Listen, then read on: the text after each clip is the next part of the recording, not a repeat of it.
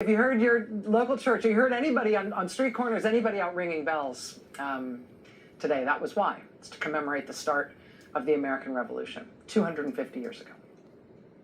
When I mentioned this anniversary on last night's show, you might remember we showed pictures of Old North Church in Boston. What we showed last night, though, when we had those images of Old North Church, those weren't live shots. We were just showing you the file photos that we had on hand. I found out after we got off the air last night that while we were doing that segment on the show, this is actually what, at that moment, the steeple of Old North Church looked like. Something was being projected on it as I spoke those words last night on this show about this church. You can see it says there, this is a projection on the Old North. Let the warning ride forth once more. Tyranny is at our door. And then it's a projection, so they can change it over to other things. And then there was this one. This is quite good. I kind of can't believe I didn't think of this myself. 1 if by land, 2 if by D.C. Old North Church in Boston. Tomorrow, on the 250th anniversary of those first battles in our revolution, the 250th anniversary of the battles of Lexington and Concord, the battles that we won, that started the war, that we won to free us forever from ever suffering again under the tyranny of a king.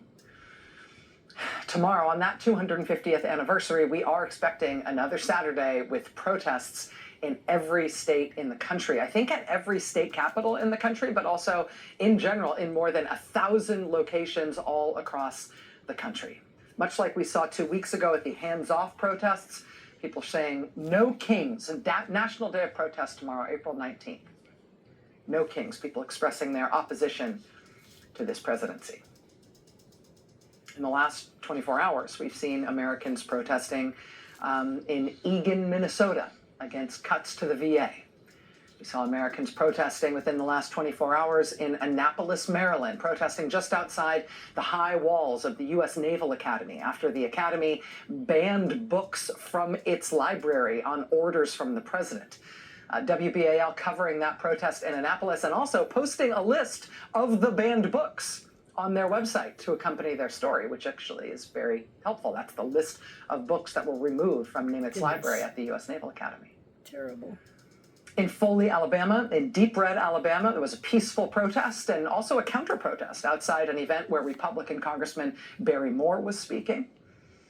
We saw students and faculty at colleges all over the country yesterday protesting Trump's threats to universities and colleges and his arrests of international students, protests at American University in Washington, D.C., protests at Cal State Long Beach, protests at UCLA, protests at UC Berkeley, protests for the second time in a week at Florida International University in Miami, protests at the University of Albany in New York, protests at Northwestern in Illinois, which is one of the universities that has been targeted already by Trump. He's trying to take away federal funding and grant funding from them. Also protests at Columbia University, which very famously has been targeted by Trump. Also protests in downtown Manhattan near the campus of NYU. Also protests at the University of Houston in Texas and at the University of New Mexico in Albuquerque.